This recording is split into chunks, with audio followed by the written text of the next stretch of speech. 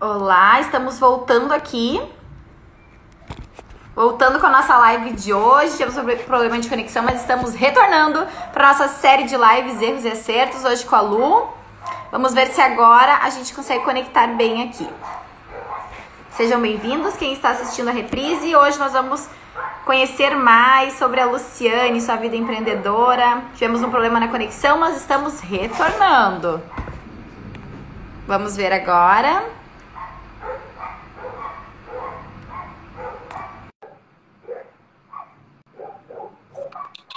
Oi, Lu, passei pro meu Oi. 4G. Eu acho que foi o meu Wi-Fi aqui. Ah, tá. Eu não sabia se tinha sido o meu ou o teu.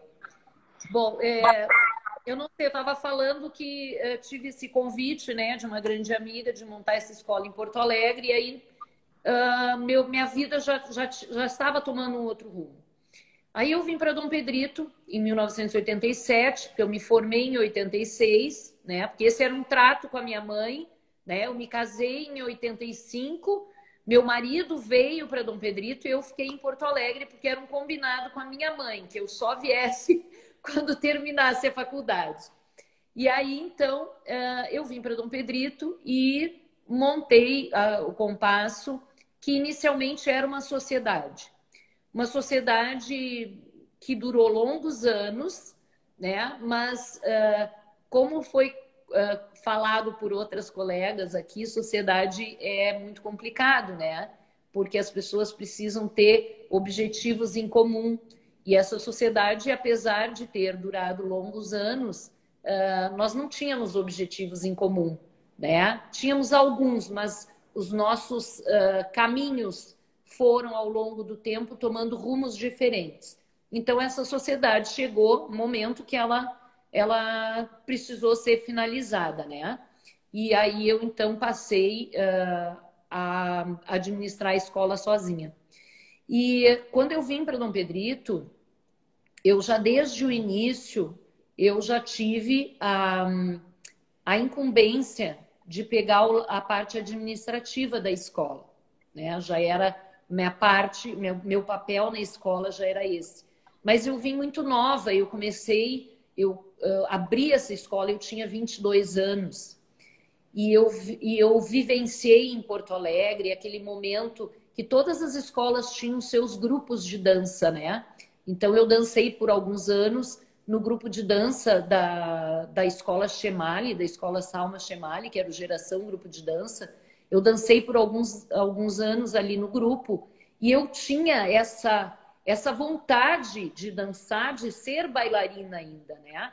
Então, quando eu assumi a escola, eu imaginei que eu precisava fazer coisas que me permitissem dançar ainda por muito tempo. Então, era o lado artístico, falando muito mais que essa parte da gestora, né? E realmente eu fiz muitas coisas que me levaram a dançar por muito tempo. Em 89, pela primeira vez, eu fiz uma parceria com a coreógrafa Jussara Miranda e ela veio a Dom Pedrito coreografar para minha escola. E desde aí ela vinha todos os anos. Eram uma, duas coreografias e nós participamos muitas vezes de Joinville, do Festival de Joinville, com coreografias da Jussara, sempre sendo premiados, né? E eu dancei por muitos anos. A última vez que eu pisei no palco de Joinville, eu tinha 41 anos. E eu dancei com as minhas alunas em Joinville. Então, esse lado artístico, eu tive a oportunidade de vivenciar por muito tempo, porque eu fiz coisas que me permitissem prolongar a minha vida enquanto bailarina, apesar de já ser professora, né? E uma coisa que eu também falo bastante, Grace. Tá bom, eu tô adorando. E uma coisa assim que sempre foi um determinante na minha vida foram os desafios. Eu sempre precisei me sentir desafiada, né?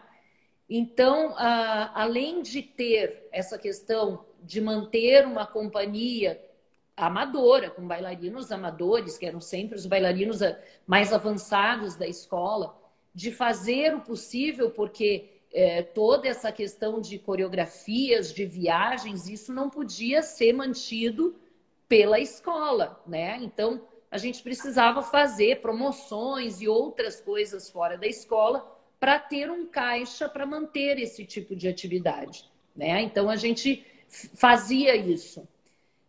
Mas logo que começaram a surgir as possibilidades de leis de incentivo à cultura, eu também já comecei a pesquisar sobre o assunto, né? A me atualizar sobre as mudanças que iam acontecendo, até que eu tive a coragem de fazer o primeiro projeto para leis de incentivo, né?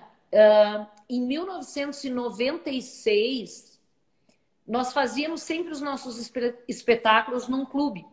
Em 1996, nós tivemos um problema com esses clubes e resolvemos colocar o nosso espetáculo na rua, né? Porque os clubes queriam que a gente fizesse sem cobrar ingresso. Então, nós pensamos que se nós íamos fazer um espetáculo aberto, seria justo que esse espetáculo fosse na rua, para que todas as pessoas tivessem acesso e não somente os sócios do clube, né? Então fomos para a rua em 96. Em 97 eu já comecei a usar, então, a primeira vez eu fiz um projeto para a LIC do Rio Grande do Sul. E eu trouxe 4 grupos de dança para dançar em Dom Pedrito, neste palco montado ao ar livre. Daí para diante, esse projeto começou a crescer, né? Eu passei a utilizar a Lei Rouanet e foram eventos grandes de duração de 3, 4 dias com palco ao ar livre, né, em Dom Pedrito, e um evento que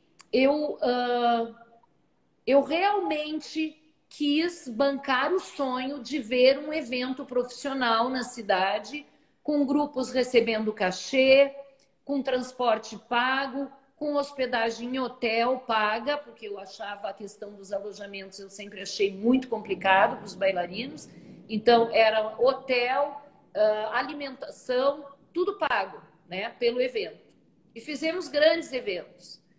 Em 2008, eu trouxe a Focus Companhia de Dança do Rio de Janeiro, que se apresentou na Praça de Dom Pedrito, ao ar livre para toda a população. Foi um momento, assim, mágico, né? Foi muito mágico mesmo. E desses momentos, assim, para a gente pegar mais insights, como é que foram, qual foi algum desafio grande que tu passou nesses eventos e como que tu fez para superar eles? Né? A gente faz nosso festival lá ao ar livre também, eu Dança Guaporé, e a gente sabe que são muitos desafios, né? Então, conta pra nós, assim, um grande desafio, algum momento que de repente tu pensou, nossa, vou ter que desistir, vou ter que parar, vou ter que cancelar o evento. Como que foram esses momentos difíceis e como que tu fez para passar por esse desafio? Olha, na verdade, foram muitos desafios ao longo do ano, porque ao longo dos eventos, né? Porque era um palco, a gente precisava alugar um palco de fora com cobertura. Era toda uma instalação elétrica que precisava ser feita na volta desse palco. Mas eu te confesso que todos os desafios que eu fui tendo à minha frente, eu fui vencendo. Mas teve um em especial que aconteceu em 2012, quando eu fiz a última edição do evento, que eu pensei, se eu não parar, eu vou comprometer a minha própria saúde. Porque como eu sou uma pessoa muito centralizadora e perfeccionista, eu não admitia que nada saísse diferente daquilo que eu havia planejado.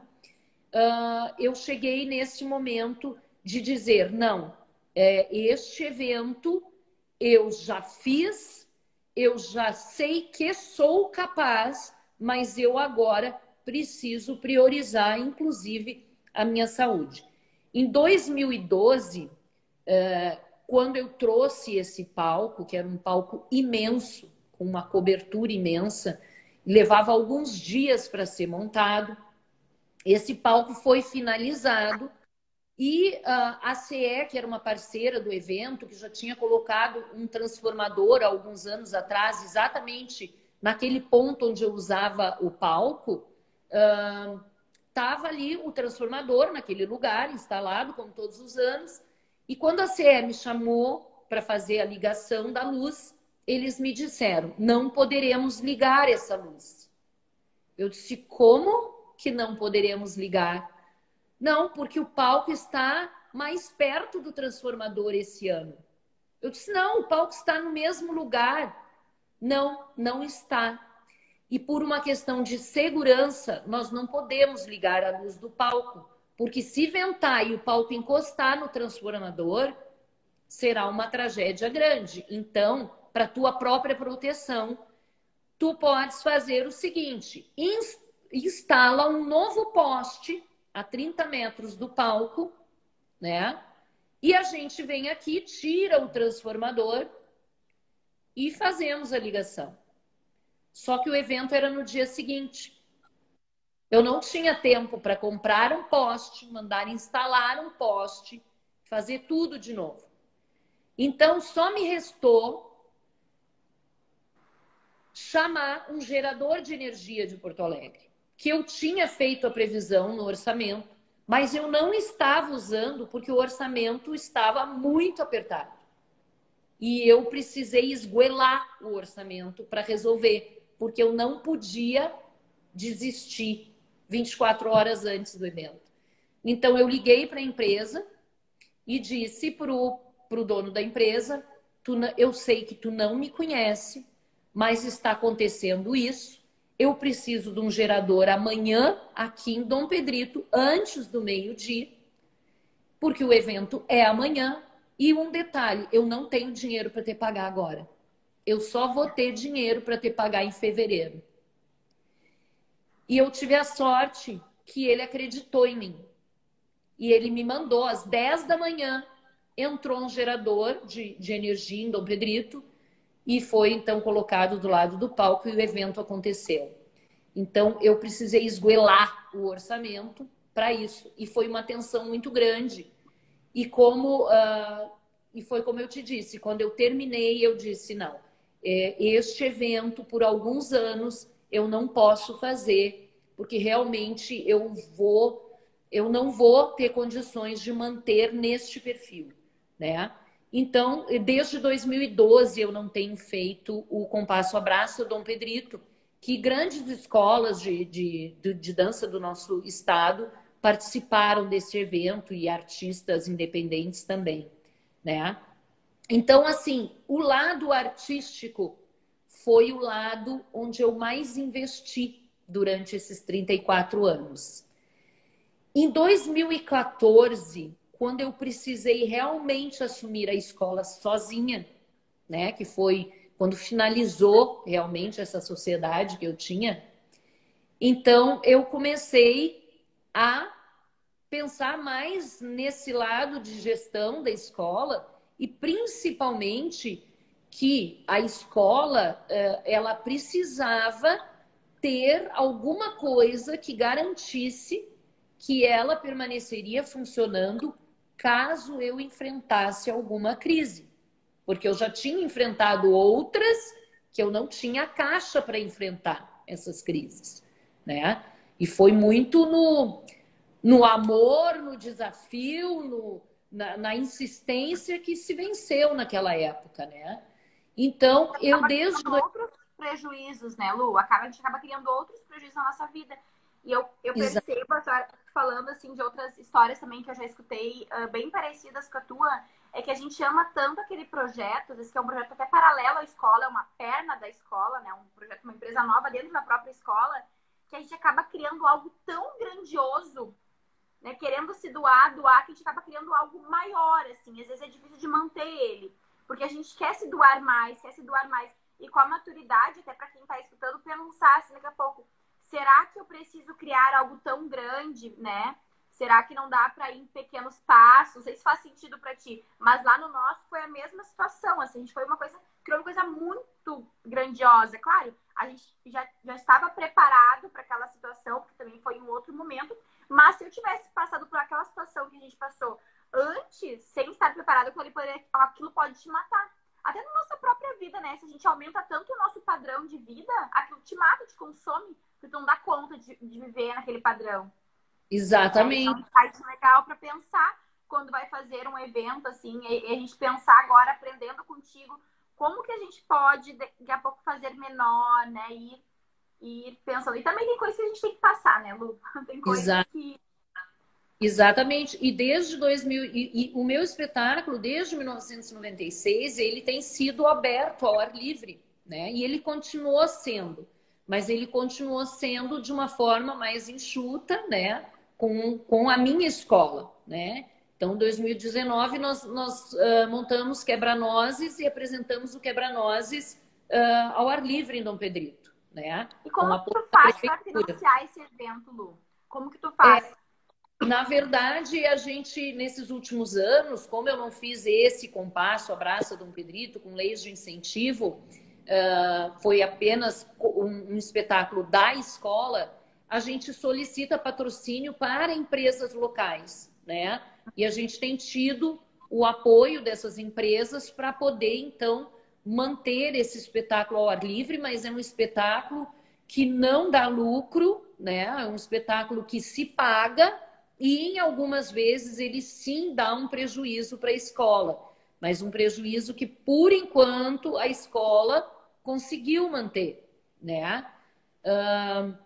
Mas, assim, em 2014, quando eu assumi, então, sozinha a escola, eu comecei instintivamente a preparar a escola para se eu um dia enfrentasse alguma crise, e que veio o ano passado, né? Então, essa crise que veio, eu consegui manter a escola porque eu tinha onde segurar a escola, né? Eu tinha feito um caixa, né? Uma reserva para a escola para momentos de crise. Então, isso foi o que manteve a saúde financeira da escola durante essa pandemia, né? Isso é importante, né?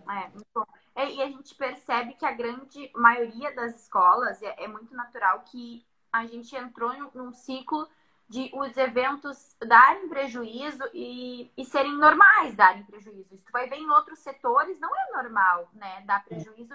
E a gente acaba se conformando assim, tá, deu prejuízo, mas a gente se realiza. Claro, é legal que a gente se preenche de um outro lado, mas assim, acho que a gente também está caminhando para um momento que a gente percebe que para o crescimento a gente vai precisar pensar em soluções, sabendo que a lucratividade ela é essencial para manter esse pulmão saudável, né? Ele vivo. Sim. Teve essa crise agora com a pandemia, foi horrível, mas não garante que não pode ter uma pior lá na frente. Pode, Com em outros certeza. momentos, ter outras situações, né? E às Com vezes certeza. algum geral ou pontual para a sua própria escola. Porque as escolas de dança, elas são empresas, né? Que atuam nesse segmento da arte, da cultura, da educação também, né? Mas são empresas. E empresas precisam se manter saudáveis, né?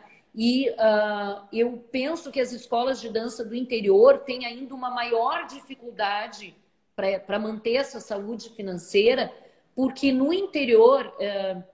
pelo menos aqui, para mim, é praticamente impossível manter a escola funcionando em janeiro e fevereiro, porque as despesas são maiores do que a receita nesses meses, porque as famílias viajam, né? Então, dificilmente a escola tem procura nesses meses. Então, também isso me levou em 2003, mais ou menos em 2003, foi fortalecer uma coisa que eu já tinha começado aqui, mas que não era assim tão... A gente não investia tanto nela, que foi uma confecção dentro da própria escola. Então, em 2003, a escola passou a ter uma confecção que assumiu a produção de todos os figurinos e uniformes da escola. Então, com esse fluxo de caixa, eu tinha a possibilidade de manter a escola nesses meses de janeiro e fevereiro, que não há a receita das mensalidades, né? Então, eu centralizei mais ainda, porque a partir do momento em que os figurinos passaram a ser feitos aqui e todos os uniformes, eu passei a desenhar, eu passei a comprar um material, eu passei a também trabalhar na confecção desses figurinos. Então, realmente, a gente centraliza muitas atividades.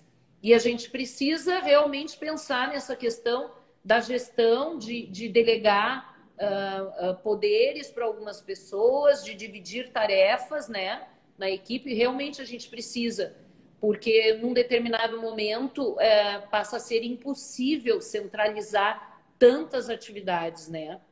Então, isso eu acho que é o meu maior problema, é essa questão de centralizar tudo, de querer estar presente em tudo que está acontecendo dentro da escola, né? E uma ideia legal que veio agora, porque a gente acaba se comparando muito a outras escolas e o ideal também é a gente pensar em outras empresas. Que nem, por exemplo, a gente presta um serviço que a nossa margem de lucro é pequena. Geralmente a margem de lucro de uma escola de dança é 30%. 30%, 40%. E olhe lá, quem chega a 40% fazendo tudo certinho, é difícil chegar a 40%. Ainda a grande maioria chega aos 25%, né, de lucro, de margem. Então, para pensar assim, o problema não está na nossa margem.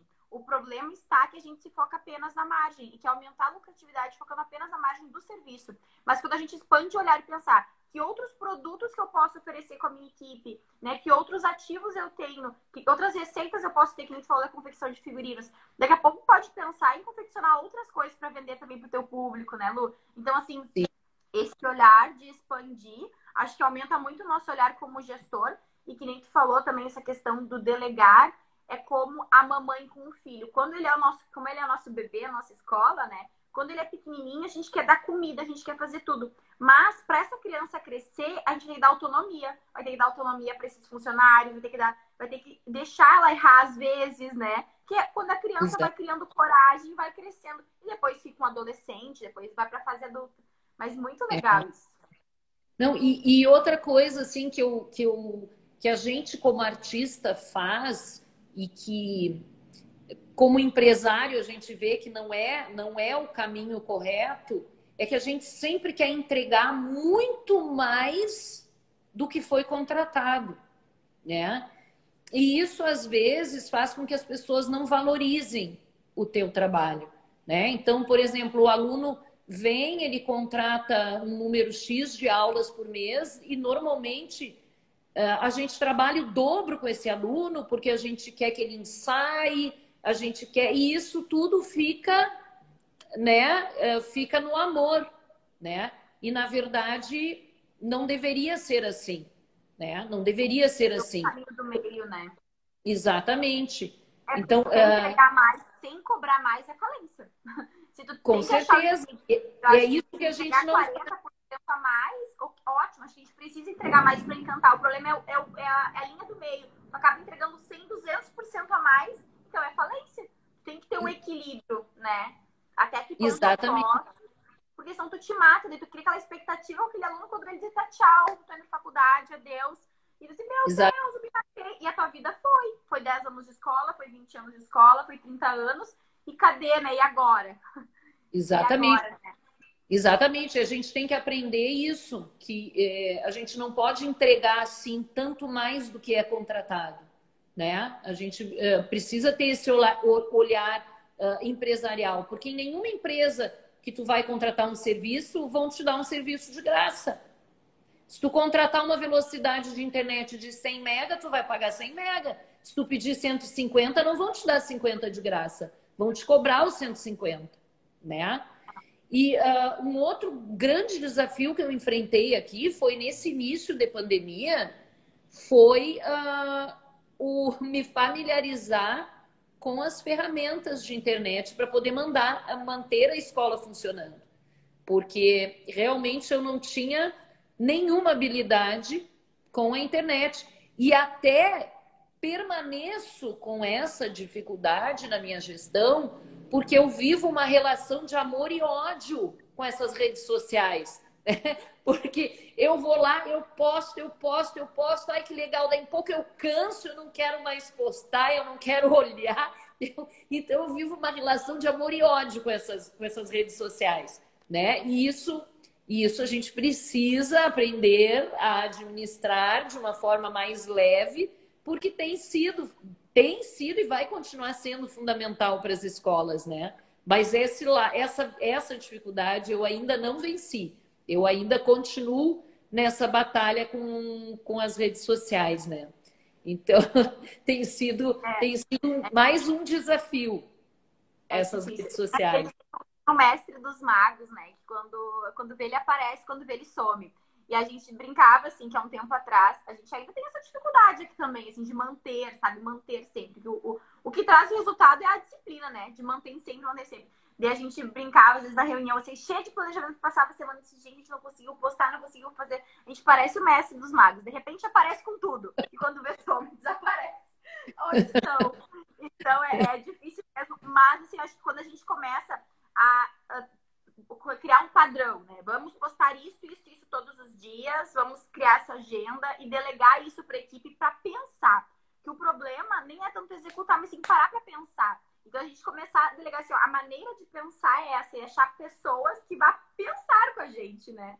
Que quando centraliza essa parte da criatividade, tem que pensar, tem que criar sozinho, fica muito difícil, porque tu não tá só criando. Tu tá olhando se as aulas estão bem, tu tá revisando o atendimento, tu tá cuidando das planilhas, tá fazendo, né, vendo se a limpeza tá ok, vendo se os protocolos estão ok, vendo que a fita lá caiu. Então é um conjunto, né? Então esse cuidado para não ser o mestre dos magos é só em processo mesmo. É. E manter um hábito, né? Fácil. É bem difícil. E também uma coisa que a gente aprende ao longo do tempo é que, assim, muitas gerações passam pela escola, muitos alunos, e eu já vi que isso também é um problema para algumas outras escolas. A gente sente uma dor muito grande quando a gente vê que um aluno de muito talento, ele não tem o mesmo amor que a gente tem pela dança. Ele tem, mas de uma forma diferente, né? E a gente quer porque quer ver aquele talento evoluir, mas às vezes não é o objetivo da pessoa. E administrar isso também é difícil, porque quando a gente vê um talento assim para dança, a gente quer que aquilo aconteça, né? E não é assim. E a gente precisa administrar isso para não sofrer, né? Porque a gente sofre. A gente sofre quando a gente vê um aluno talentoso que não se dedica, né? E a gente precisa entender isso, que a escola não é um formador de artistas apenas. A escola é um lugar de educação, a escola é um lugar que as pessoas escolhem por muitos objetivos, às vezes apenas para ter como atividade física, né? Às vezes é um momento que a pessoa tem para relaxar. São pouquíssimos alunos que vão entrar na escola com o objetivo de serem artistas da dança, né? Mas e a gente é artista. São inúmeros, né? Para todas as áreas da vida. Mas se a gente cria essa expectativa muito forte, tu acaba te paralisando. Porque aquele aluno saiu, ao invés de tu focar em quem está ali, tu fica naquele sofrimento, naquele aluno que era talentoso e agora resolveu fazer, né, sei lá, faculdade de engenharia. Disse, meu Deus, é um talento, artista, nossa. E tu, sofre, né? E vai acontecer. Mas o que tu entregou para ele, para a vida dele. Então ele saiu dali melhor. Então a gente é um processo. Com certeza. E eu acho assim, ó, a gente escuta às vezes as pessoas falando assim que o professor, porque somos professores de dança, nós somos professores, que ao professor cabe ensinar e não educar, que a educação vem da família. Mas hoje isso mudou. Nós somos sim professores e educadores, porque os alunos às vezes passam muito tempo dentro da nossa escola, né? Às vezes eles passam mais horas do dia conosco do que com os próprios pais, né? Então nós temos sim um papel fundamental na educação dessas crianças e desses adolescentes que frequentam a nossa escola, e nós temos muito a contribuir com a nossa disciplina, né? Com o amor que a gente tem pelo que faz, pela responsabilidade. né? Então, a gente tem muito a contribuir na educação dessas crianças. Então, quando as pessoas procuram a dança, e isso é um trabalho que a gente tem que fazer, é que as pessoas tenham consciência que não é só uma dancinha. É muita coisa que vem junto. Elas não estão pagando uma dancinha. Elas estão pagando aulas de dança que trazem uma série de valores embutidos junto, né? Então, e isso é um trabalho que a gente precisa se manter fazendo sempre. Essa conscientização do nosso cliente do que a gente faz aqui dentro, que não é só uma dancinha, né? Até para que o cliente valorize exatamente aquilo que ele está pagando para frequentar a nossa empresa, né? A nossa escola. Mas esse é um trabalho que não tem fim. Não é eu fiz hoje, todo mundo entendeu e deu. Não, é um trabalho contínuo, porque as gerações mudam, né? Então a gente precisa sempre se manter fazendo esse trabalho de conscientização do valor da arte, da dança na educação, né? E eu já tive também aqui no Pedrito, já trabalhei com muitos projetos sociais também, né? Levando a dança para pessoas que não tinham condições de frequentar uma escola de dança privada, né? Então a gente vê que realmente a gente contribui na educação dessas crianças e adolescentes, né? Perfeito, exatamente. E legal isso de relembrar sempre que a gente precisa comunicar, porque o valor, ele vai valorizar mais o teu trabalho se ele entender o teu valor. E para ele entender o teu valor, a gente precisa, nós temos o dever de educar o nosso cliente antes dele adquirir nosso produto. Então, quando ele nos vê, ele já tem que entender, a gente tem que educar ele antes dele vir querer consumir o nosso produto sobre os nossos valores, sobre o que a gente entrega, sobre a transformação que a gente gera para ele. Então, quando ele vier, ele não vai questionar o valor da mensalidade, porque ele já está preparado. Agora, se na mente dele tá que é só uma dancinha, a gente não consegue identificar, tem que lidar com desconto, tem que baixar o valor porque o meu concorrente baixa o valor. E isso é uma furada, porque o teu concorrente, de repente, não entrega metade do que tu entrega. Como que tu vai comparar o teu preço ao preço do teu concorrente, né? Mas esse papel é nosso, de conscientizar, de mostrar realmente, e não desistir, né, Lu, de mostrar, porque muda os clientes, muda as pessoas. Então, a gente tem que estar repetindo, que nem a gente repete. Hoje a gente estava ali, ó, a Simone, querida, tá aqui. A Simone fez um programa de ensino para nós do balé, estava lá repetindo com os professores esse programa, repetindo os detalhes, aprendendo com ela cada passo. E é a repetição. E assim na parte da gestão também é a repetição, né? Da comunicação, do marketing. Porque assim a gente eleva o nosso valor e as pessoas entendem. Ah, não é só uma dancinha. Nossa, eu tô transformando a vida do meu filho para sempre em qualquer profissão que ele for fazer. Ele vai ser mais disciplinado, mais focado, mais determinado. Ele vai ser mais resiliente, né? Ele vai ser uma pessoa que vai conseguir se comunicar melhor, que vai ser uma pessoa mais confiante com ela mesma, com o corpo dela. Então, nossa, é lindo de ver isso, a tua fala, assim. E exatamente isso, o valor do trabalho que a gente faz, a gente determina esse valor de acordo com aquilo que a gente investe em formação, em estrutura, né? Em qualidade, né? E as empresas são diferentes. Então, uma empresa X vai cobrar determinado valor de acordo com aquilo que ela está entregando. E a empresa Y vai cobrar um outro valor. É como fazem as marcas de roupa. Compra uma marca de roupa X com um material X, tu vai pagar aquele valor. Agora, se tu busca uma roupa com maior qualidade, com um tecido, um material superior, durável, tu vai pagar um outro valor, né? Então, pode ser a mesma calça jeans, mas a qualidade do acabamento e do material usado vai determinar o valor daquela peça. E o nosso trabalho também é assim. A qualidade daquilo que a gente entrega vai determinar o valor.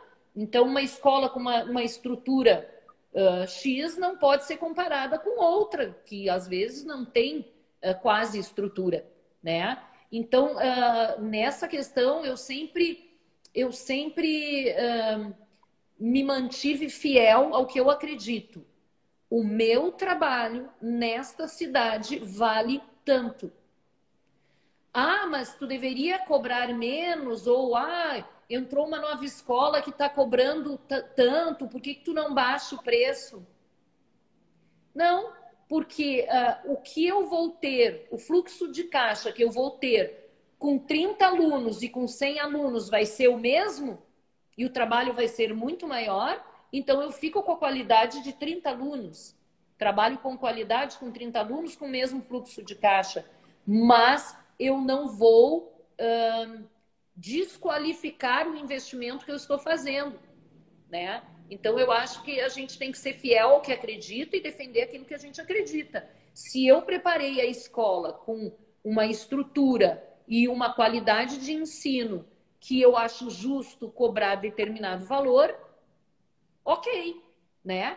Quem estiver procurando isso, vai procurar a minha escola. Quem tiver um outro objetivo, vai procurar a empresa de uma outra pessoa, né? Então, tem público para todo mundo, né? E as pessoas escolhem aonde elas acham que devem estar, né? Mas também elas vão receber aquilo que elas buscaram e não mais, né? Isso tudo são escolhas, né, Lu? E eu vejo que um grande erro que se comete, que eu cometi muito esse erro, e a cada dia eu fico me polindo mais para isso, é tu querer, tu não focar. Por exemplo, eu quero escolher qualidade, eu quero escolher atender todos, eu quero escolher ter o melhor preço. Tu não vai ter o melhor preço e ter a melhor qualidade. Tu vai ter que escolher. E o público vai ter o público que é só um preço baixo, que ele não se importa, ele não tem. E não é por questão financeira. Tu pode escolher trabalhar com um público que tem entendimento que ele vai investir, porque tem pessoas com condições menores financeiramente, mas que eles investem, eles entendem o teu valor.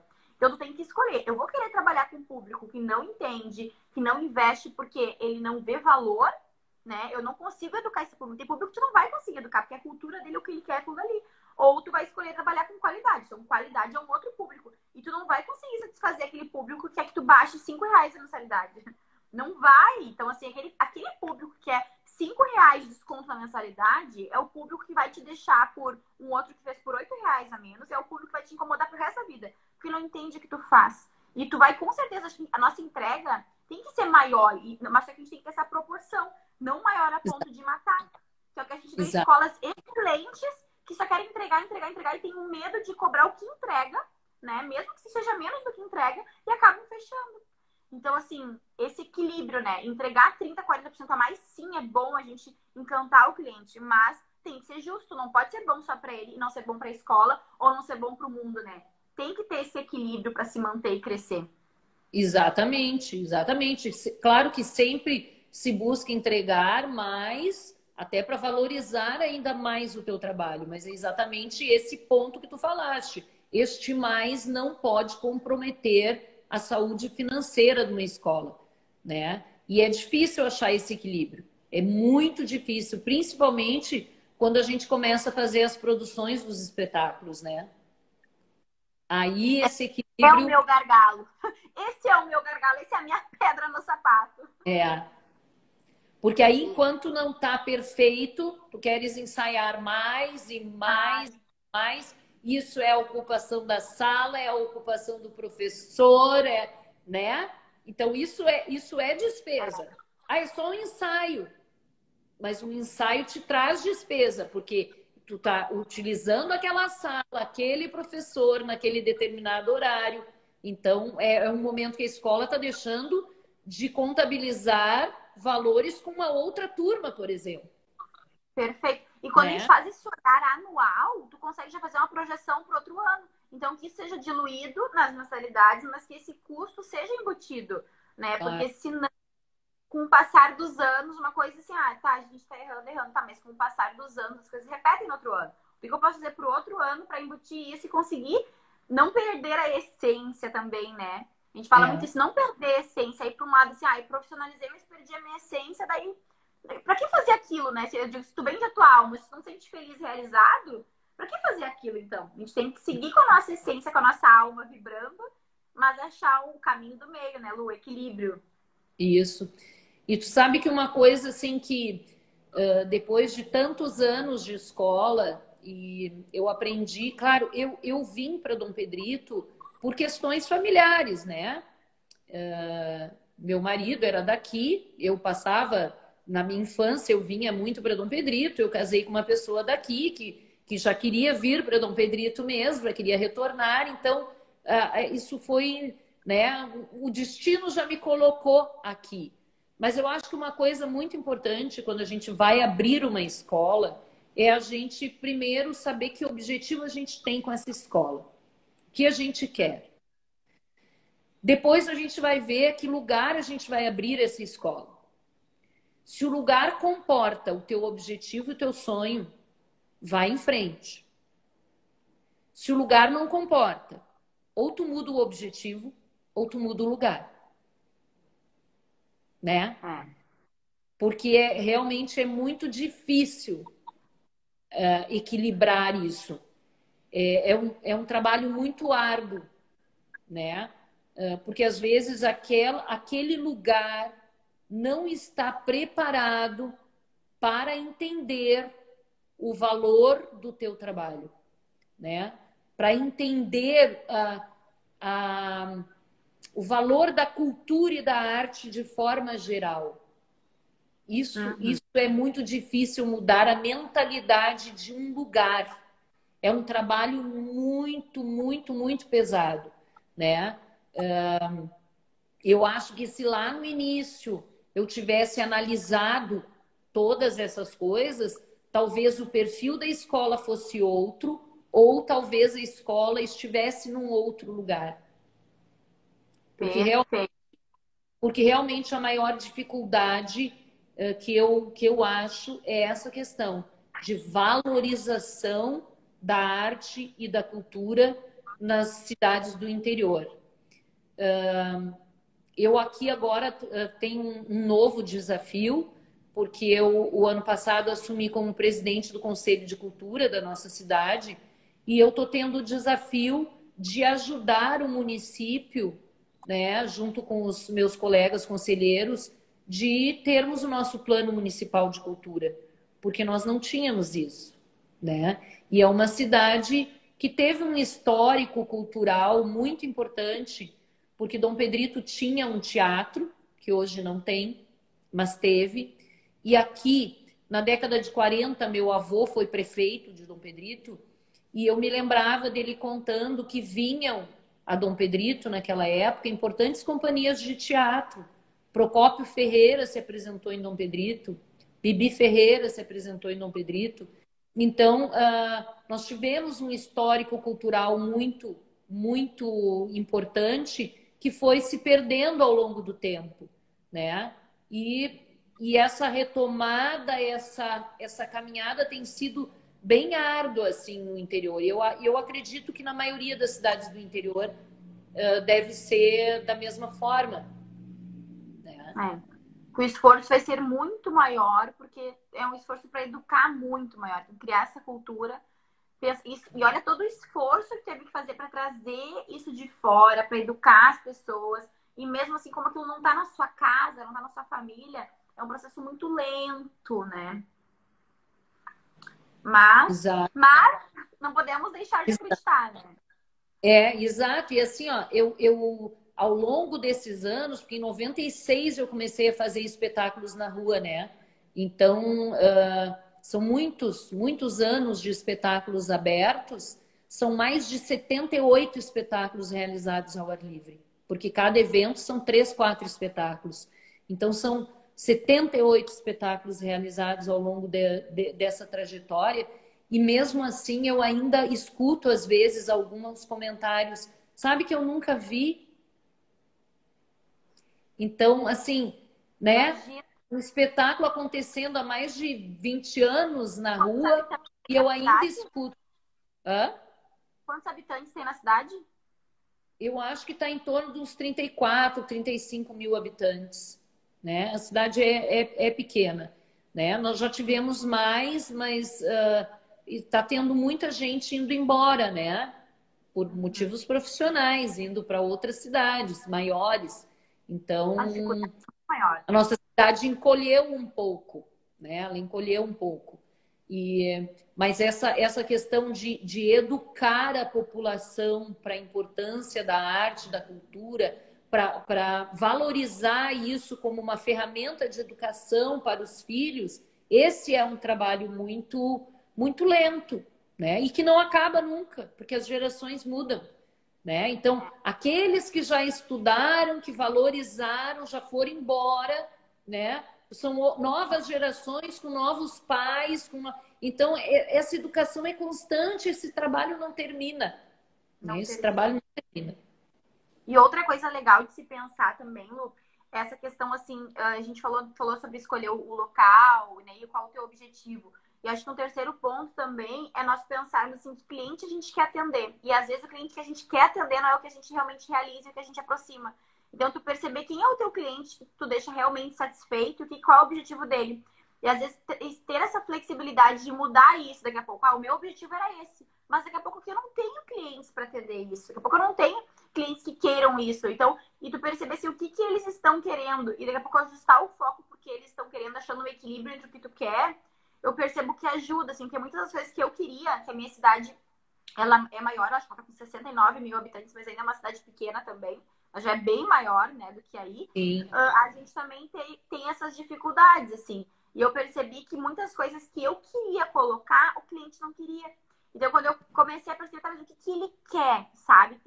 O que ele procura. Então, tu achar esse caminho do meio no que ele quer, a gente consegue avançar um pouco mais, assim, sabe? Perceber o que ele quer, o que ele realmente satisfaz quando eu faço. Porque às vezes a gente tem, né, o que a gente viveu, as experiências que a gente teve, os lugares que a gente foi, os professores. Então, assim, às vezes ele não tem aquilo ainda, não se despertou para aquilo, né? Então, e a gente é Exato. difícil enxergar. Então, acho que essa flexibilidade, eu acho que nos ajuda muito nesse processo da gestão e do empreendedorismo, né? Porque tem que unir esse artista com o empreendedor quando tu quer abrir uma escola, que tu depende de recursos, de pessoas que vão consumir aquilo para manter, né, essa escola aberta. Exato. E a gente, quando a gente tem esse lado artístico muito forte, a gente vive uma batalha interna diária, né? Que é a batalha do artista com o gestor, né? Às vezes tu quer muito, mas não é possível. Então isso é uma batalha diária, né? De saber eu sempre tive o pé no chão. Eu sempre sonhei, mas na hora que eu via que eu não ia conseguir pagar o sonho, eu recuava, né? Eu sempre tive isso, vou sonhar, eu quero realizar, mas quando eu sentia não vai dar, eu recuava. Então, por isso que eu te disse que os espetáculos da escola nos últimos anos, alguns têm dado prejuízo financeiro, mas são prejuízos ainda pequenos que eu ainda consegui manter e que isso precisa terminar. Porque ou eu termino com prejuízo ou eu termino com um espetáculo aberto na rua, né? Porque a escola não pode manter isso. Ainda mais com um perfil de uma empresa que precisa ter fontes de receita para manter os meses em que não tem fluxo de caixa, né? Então esse equilíbrio é muito difícil de encontrar. É muito difícil, né? Principalmente quando tu está produzindo um espetáculo. Tu acha que determinado elemento é fundamental, mas a gestora está te dizendo que não dá. Não, e tem que botar aquele papel assim, ó, agora eu sou artista, agora eu respondo por essa instituição, eu não respondo por mim mais. Então, eu digo assim, o que o estúdio está me falando? Eu viro assim, você pode isso, isso e isso. Eu viro, tá, mas eu quero isso. Não, isso é o que tu pode. Eu fico nessas conversas, assim, o que o estúdio me fala, o que se fala. E quando eu vou decidir alguma coisa com a equipe, também eu penso, o que a Grace fala? Tá, mas agora não é Grace, o que o estúdio fala? Porque, às vezes, o estúdio fala que para alguma atividade ali a Grace não é melhor. E o estúdio vai dizer assim, Grace, para isso tu não pode ser responsável. Tu precisa chamar alguém mais capacitado para fazer isso. Então, eu fico nessa conversa do estúdio comigo, sabe? O que o estúdio fala para mim? Olha, essa decisão realmente a Grace não tem coração para decidir. O coração dela é muito mole para decidir isso. Então, tu vai chamar esse daqui que ele é o racional e com esse outro olhar. É muito louco, né? Mas aí tu não é o estúdio, não é o artista. é a instituição, que ela tem que ter esse poder de decisão e nos controlar, né? Porque senão a gente Verdade. se enlouquece. Verdade. É bem difícil esse equilíbrio, né? É, E assim, eu já enfrentei, inclusive, algumas coisas que depois se tornam histórias engraçadas, que é, por exemplo, tu quer muito fazer um cenário, daí tu não tem recurso para aquele cenário, tu resolve fazer. E aí não dá certo. E aí não dá certo. Não dá certo, e aí tu precisa achar uma solução, né? E aí é chamar uma pessoa que seja capaz de fazer e resolver aquilo que tu fez que não deu certo. Que aí tu ainda dá um trabalho dobrado para a pessoa. Trabalho dobrado. Sim, eu já passei. Uma vez a gente viu um espetáculo, eu vi um espetáculo num parque lá de Tampa, e eu tinha um elefante. Eu queria muito aquele elefante, muito elefante. E para fazer aquele elefante como deveria ser mesmo, eu gastaria 10 mil reais. Mais, assim, para fazer um meia boca. Eu disse, mãe, a gente precisa fazer um elefante. E foi a minha mãe com bambolê, com tecido. Ai, gente, uma loucura. Ou seja, esse projeto ficou o elefante todo torto, coitadinho. Mas teve vários que deram certo. Eu disse, meu Deus, quanto tempo a gente ficou querendo fazer um elefante que já era óbvio que não daria certo fazer o elefante, sabe? Então eu não conversei com o estúdio para dizer, não, isso aí agora não tem condição. Ai, que loucura, né? Isso me aconteceu também quando eu montei a Alice. Eu queria um gato que eu não podia ter. E aí eu tive que achar uma solução para um gato mais simplesinho que funcionou no palco. Mas eu fiquei com aquele sentimento de não ter feito um gato, né? Como se fosse lá do Royal Ballet. Mas eu não queria fazer, né? Então, essas pequenas frustrações a gente fica, né? Porque a gente quer a perfeição. Mas realmente. Mas é legal esse artista conversando com esse gestor, que disse, eu quero muito do gestor de stalking, se tu quer muito mesmo, mas continua pensando aí, que daí o gestor começa a achar uma solução. Ah, então no outro ano tu vai te focar mais em buscar patrocínios, vai te focar mais em ter essas ideias antes, que eu percebo que muitas das ideias, uau, a gente tem isso em 2 meses de espetáculo, tá tudo pronto e tudo. Não é assim um ano de antecedência, é assim ali, né? Não, e a gente esse lado artístico faz a gente achar soluções mágicas e que funcionam, né? Nós, quando começamos a escola, nós fazíamos os cenários e como o espetáculo era no clube, a gente conseguia fazer o cenário com 5 metros, né? Então ficava aquele cenário enorme, só que a gente precisava trocar de cenário. E aí a gente pensou lá na idade da pedra, sei lá, idade média, como é que trocava um cenário. Então a gente bolou um sistema de amarrar coisas na ponta do cenário para jogar para o outro lado e do outro lado a gente puxava e aí o pano virava.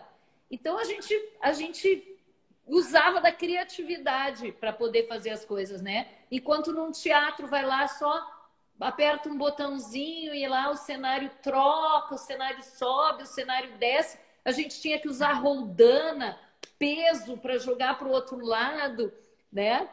Mas era muito divertido. Na verdade, era divertido. E nas cidades do interior essa dificuldade é ainda maior, porque se tu mora próximo da capital ou próximo de alguma cidade maior, tem esses recursos todos no teatro. Agora imagina o esforço, né? Depois que tu vê algo, que tu quer aquilo, e tu não tem os recursos ali naquela cidade. Então, tem que adaptar ou mudar de cidade, né? Exatamente.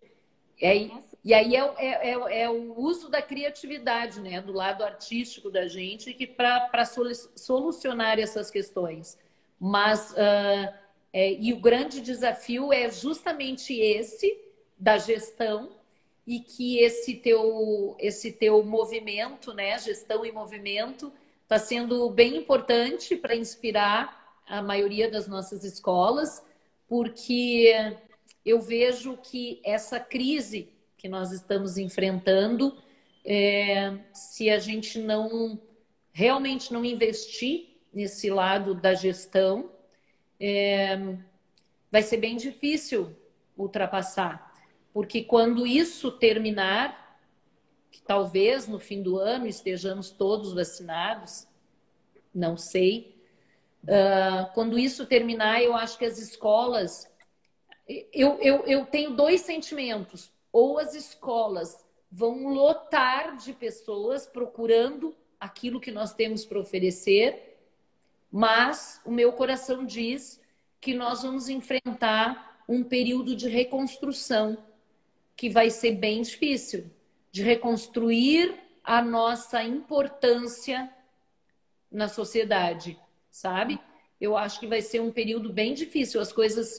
Eu quero ter essa esperança de que vão brotar alunos de todos os lados, mas o meu coração diz que nós vamos enfrentar um período de reconstrução que vai demorar um determinado tempo, né? É como se tudo aquilo que a gente construiu tivesse realmente sido muito, muito prejudicado, né? E nós vamos ter que reconstruir de novo muitas coisas. Então... Eu também acho. Eu acho que é da essência, não na parte técnica da essência, mas acho que a maneira como a gente se comunica, até para ensinar, acho que a maneira de se comunicar, de se relacionar com esse cliente, se quem não, eu acho que vai ser um momento de boom para quem se adaptar a essa nova maneira de se comunicar, a ter uma gestão eficiente, para quem pensar nessa parte profissional, porque o novo cliente, ele não tá nem aí para a história, porque ele não conhece a história ainda. Ele não conhece a história que a gente carregou, que nos ensinaram essa história, que a gente carrega essa responsabilidade da nossa cultura.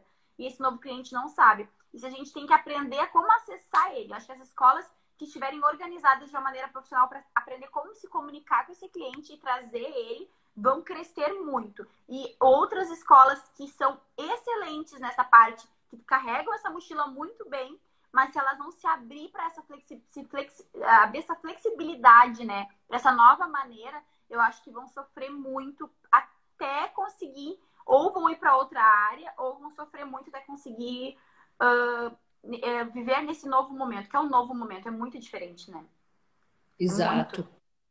Eu tenho escola há muito pouco tempo, eu tenho escola só há 16 anos, e nossa, mudou tanto, mudou completamente tudo, assim, para a gente conseguir seguir com esse pulmão, né, vivo, e o aluno, o professor, nosso relacionamento com o professor, antes era o patriarcal, a briga, a gritaria. Hoje isso não funciona. Hoje em dia as pessoas aprendem, sim, tem que ter regras, né? Não é assim, é bonzinho, passa a mão na cabeça, não. Tem que ter regras, tem que estar estipulado, mas tem uma outra maneira de tu conectar, uma outra maneira de tu ensinar, que todo mundo ganha muito mais, né? E é difícil, a gente carrega muitas coisas, né, Lu? A gente carrega muitas coisas e é difícil tu largar algumas mochilas e querer pegar outras, assim. É bem complicado. Com certeza. E assim, quando eu era adolescente, que estudava, parece que a visão era a dança enquanto arte, né? Que aquelas pessoas queriam ser artistas. Então, vinha muito essa questão da cobrança, da briga, do... Não, tu não dá para dança, a dança não foi feita para ti. A gente ouvia muito isso, né? Inclusive, ontem na live da Su, elas falaram um pouquinho sobre isso. A gente ouvia coisas de professores, inclusive em festivais, que às vezes me chocava as coisas que eu ouvia, né? E mudou muito, mudou muito. A forma que tu aborda um aluno hoje é muito diferente, né? Porque os objetivos também são muito diferentes, porque já se entendeu que numa escola de dança, principalmente nas escolas do interior, a maioria das pessoas não está ali para ser artista, não vai levar a sua vida na arte, né? Elas estão ali por muitos objetivos e elas precisam ser valorizadas da mesma forma que aquele que quer ser artista. Porque aquele que quiser ser artista vai ter que ter um trabalho em separado. Esse vai ter que receber um outro trabalho, né? E também vai depender do apoio, do investimento dos seus pais. Vai ter uma questão familiar ali para ser administrada. Mas a grande maioria do nosso cliente está aqui por uma atividade física, por um momento de descontração, para ser feliz com a dança. E todos podem dançar. Todos podem dançar bem, dentro da sua possibilidade, do seu limite. E isso é muito importante, né? O benefício que a dança vai fazer para todas essas pessoas é muito importante. Então, toda essa forma de abordar o aluno mudou, né? Mudou, não existe mais possibilidade de impor nada ou de falar com um aluno de uma forma mais, mais ríspida, né? Vamos dizer, eu sempre pensei, desde que eu comecei a trabalhar, que eu jamais poderia falar para um aluno aquilo que eu não gostaria que falassem para o meu filho. E né? E é assim, Tu pode né? falar muitas coisas, mas depende a forma que tu fala, né? O entendimento, né? Por isso que esse WhatsApp, às vezes ele é uma arma que vai contra a gente, porque aquilo que está escrito não leva o tom da tua voz, né? Perfeito. Não tem a tua interpretação. A pessoa lê e dá o tom que ela quer. Então, às vezes, um texto que não tem nenhuma agressividade passa a ser agressivo porque é a forma que a pessoa leu, né? Então, essa coisa dessas mensagens, isso eu acho bem complicado também de administrar, né? Mas é muito bom que as coisas tenham evoluído, né? Dessa forma. Pode aproveitar muitas coisas dessa nova fase, né? É muito mais fácil de tu crescer, de tu expandir, de tu pegar uma técnica. Você agora tem técnicas para te comunicar, de tu passar isso para tua equipe, isso não existe.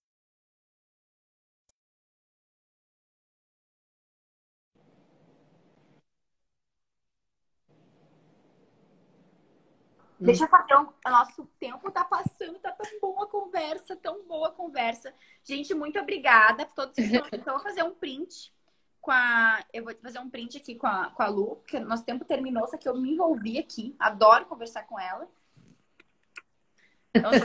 Vamos fazer uma foto, então. Muito obrigada, Lu. Muito obrigada a todos que estavam aqui presentes com a gente. Então, para finalizar, se tu quiser passar uma mensagem, tem muitos, né, diretores futuros, né, gestores de escolas de dança, várias pessoas da nossa área que assistem e vão assistir depois. Qual que é a tua mensagem que teu coração fala, assim, para nós finalizarmos para essa geração, para a nova geração e para a geração também que precisa, daqui a pouco, de um incentivo, de uma palavra para esse recomeço, né, que nós estamos vivendo? Vai ser um momento de muito trabalho, né, para a gente recuperar as nossas escolas e os nossos caminhos. Mas eu tenho uma coisa que eu acho que é fundamental enquanto classe, é que a gente se una, né? Não só através de ações como essa tua, mas em movimentos realmente que possam representar a nossa classe. Porque nós temos muitas lutas que não dependem de uma escola ou de outra escola, mas sim da classe inteira, né? E eu sempre tive esse lado, assim, eu vim de uma família que teve políticos, né? Então eu sempre tive isso muito desenvolvido e não foi por coincidência que eu fui uma das coordenadoras que fundou o SOS Escolas de Dança, né? Junto com a Cris, a Denise e a Gisela. É muito importante essa união, porque as escolas de dança, elas precisam ser defendidas, ter seus interesses defendidos, né? Então, eu acho que é fundamental para as escolas, para as novas escolas, que a gente não fique só trabalhando e não pense nesse lado de se unir, né, para construir uma coisa em conjunto que possa ser benéfico para todas as escolas do Rio Grande do Sul, né? Então, acho que é muito importante a gente pensar nessa união enquanto classe. E enquanto escola, enquanto gestora, eu acho que é muito importante que as pessoas se preparem antes de abrir uma escola, porque a escola não é só dar aula de dança, né? É uma série de coisas. Então, que as pessoas se preparem e estudem tudo que envolve a gestão de uma escola de dança para que elas tenham sucesso. Porque quando eu abri a minha escola, era muito o feeling, a intuição, né, que ia direcionando os caminhos. Hoje em dia, não. É preciso profissionalismo, é preciso ter as ferramentas corretas, né? Se tu quiseres sobreviver, né? Os que vão conseguir são os mais preparados, os que estiverem preparados para enfrentar o que vem pela frente. Então, é fundamental esse preparo, esse estudo, essa formação. Perfeito. Lu, aproveito para parabenizar vocês pelo movimento, lindo movimento de vocês, ajudou muito todas as escolas também. E tira uma dúvida aqui, porque essa live vai ficar salva também para o pessoal que está aqui, o pessoal que vai assistir. O movimento fica só nas escolas do Rio Grande do Sul? Esse movimento pretende expandir ele para escolas do Brasil também? Como que as pessoas fazem para acessar e fazer parte desse movimento? Olha, o SOS, no momento, ele é um movimento que está representando as escolas do Rio Grande do Sul. Nós temos vários outros movimentos que representam os outros estados, né? Inclusive, hoje tem a abertura do CID, que é o Simpósio Internacional de Dança, e às 6h30 tem um encontro com representantes de vários movimentos que surgiram pelo Brasil durante essa pandemia, né? E eu acho que cada estado precisa ter o seu movimento e esses movimentos precisam se unir num movimento nacional, né? Porque agora mesmo a questão da vacinação dos professores de dança é uma luta nacional, não é uma luta local de cada município e nem de cada estado, porque o Plano Nacional de Imunização é que determina quem vai ser vacinado e quando vai ser vacinado. Então, isso é uma luta nacional. Então, esses movimentos precisam se unir. Eu acredito nisso, que cada estado tem que ter o seu para as demandas que são estaduais e que esses movimentos juntos talvez possam constituir alguma coisa a nível nacional, né? Em nível nacional, que possam, então, representar a nossa classe nessas batalhas que nós temos, né? E nós temos o Conselho Brasileiro de Dança. Ele também assinou o nosso documento, que foi encaminhado ao governo do estado, que resultou na possibilidade das escolas reabrirem, mas a gente precisa fortalecer esses representantes, né? Porque na hora dessas batalhas, se a gente não tiver quem nos represente, a gente não tem voz. O SOS só teve voz porque uniu. Hoje são 180 escolas que assinam, que fazem parte do SOS. Nós temos um grupo no Telegram, né, onde as pessoas podem entrar e fazer parte desse movimento. Então, a gente só teve voz porque a gente uniu essas escolas todas, né? É um movimento ainda, um coletivo informal, mas que teve voz porque estava representando todos esses CNPJs, né? Então, isso é fundamental também. Perfeito. Então, para as pessoas fazer parte do grupo, como é que as pessoas devem agir? Devem entrar em contato direto contigo? Como é que funciona? Podem fazer contato comigo e eu encaminho o link do Telegram e elas vão entrando no nosso movimento. Perfeito. Então, muito obrigada, Lu, mais uma vez, pela tua disponibilidade, por todos os ensinamentos com a tua história hoje. E também obrigada a todos que participaram aqui. Eu que agradeço e aprendi também muito contigo. Muito obrigada, amiga. Um beijo grande para você, muita luz, muita prosperidade para todas as escolas, que esse nosso mar suba muito para todos os barquinhos subir bastante. Um beijo, muito obrigada. Beijo.